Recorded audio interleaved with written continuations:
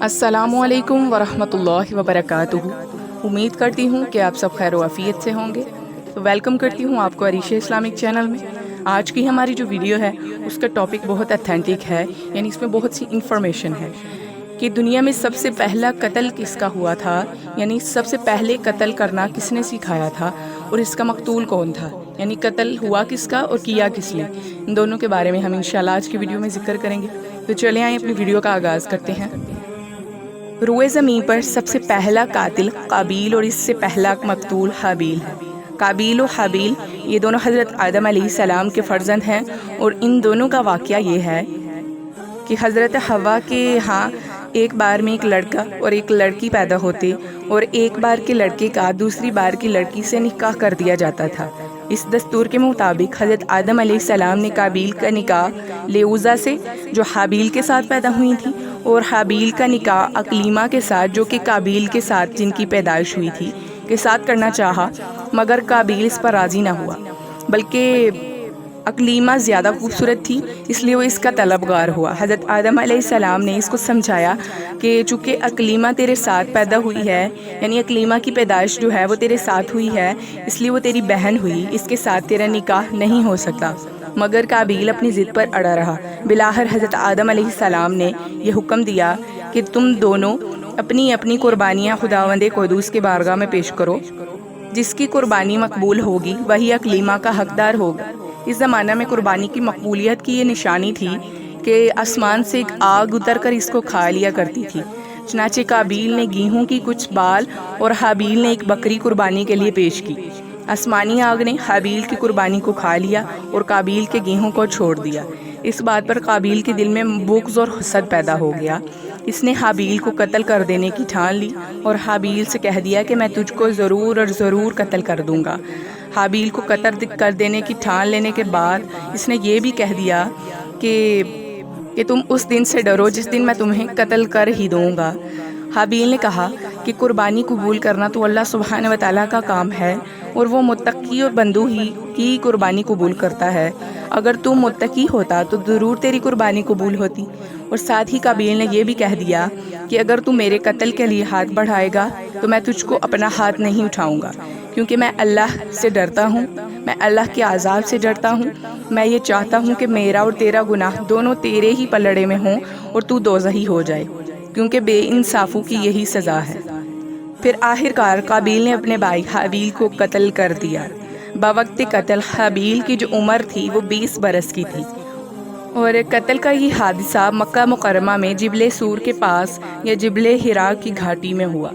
और एक रवायत के मुताबिक जब हाबील कत्ल हो गए तो 7 दिनों तक ज़मीन में ज़लज़ला आता रहा, यानी 7 दिनों तक ज़मीन पर ज़लज़ले की शिद्दत बरकरार रही। और जब इसने कत्ल कर दिया तो हाबील जो कि बहुत ही गोरा इंसान था, खूबसूरत था, भाई का खून बहा कर देने के बाद इसका चेहरा बिल्कुल काला और बदसूरत हो गया।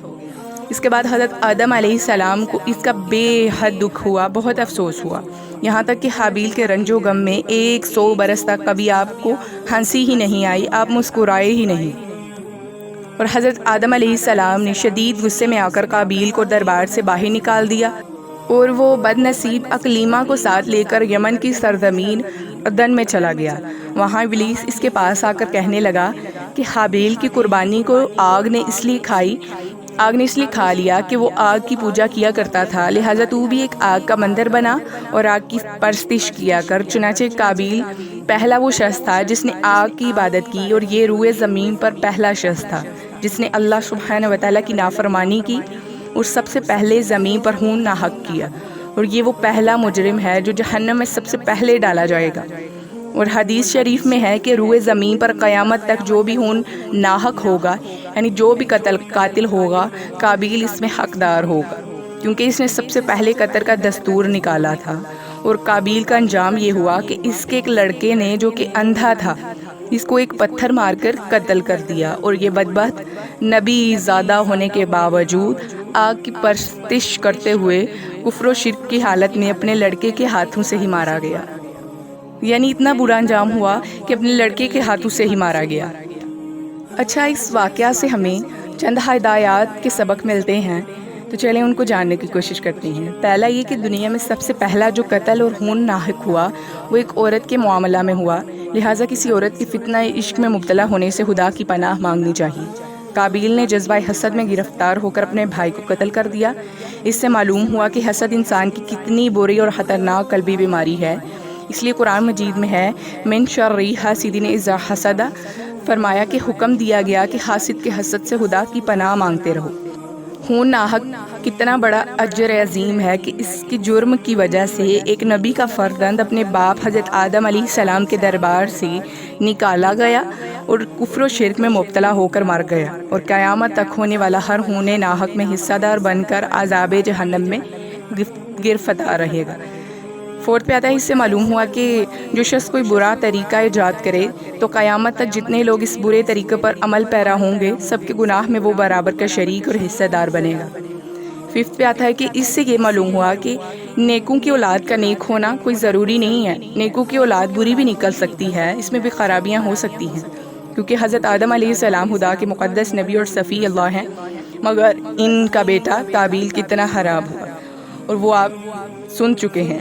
ہمیشہ ہر شخص کو چاہیے کہ فرزند صالح اور نیک اولاد کی دعا مانگے اور خدا سے مانگتا رہے کہ یا اللہ ہمیں جو بھی اولاد دے ان کو نیک بنا، دین اور شریعت پر عمل پیرا ہونے والا بنا اور اس کو نیک بنا اور ہدایت کے راستے پہ چلا اور اپنے نیک بندوں میں شامل کر۔ الہی آمین۔ اللہ سبحانہ و تعالیٰ سے دعا ہے کہ اللہ سبحانہ و تعالیٰ ہمیں اس سے لیسن حاصل کرنے کی توفیق عطا فرمائے۔ الہی آمین۔ امید کرتی ہوں کہ آپ کو ویڈیو پسند آئی ہوگی۔ انشاءاللہ اگلی ویڈیو کے ساتھ حاضر ہوں گے ایک خوبصورت ٹاپک کے ساتھ۔ تب تک کے لیے اللہ حافظ، شب بخیر، فی امان اللہ۔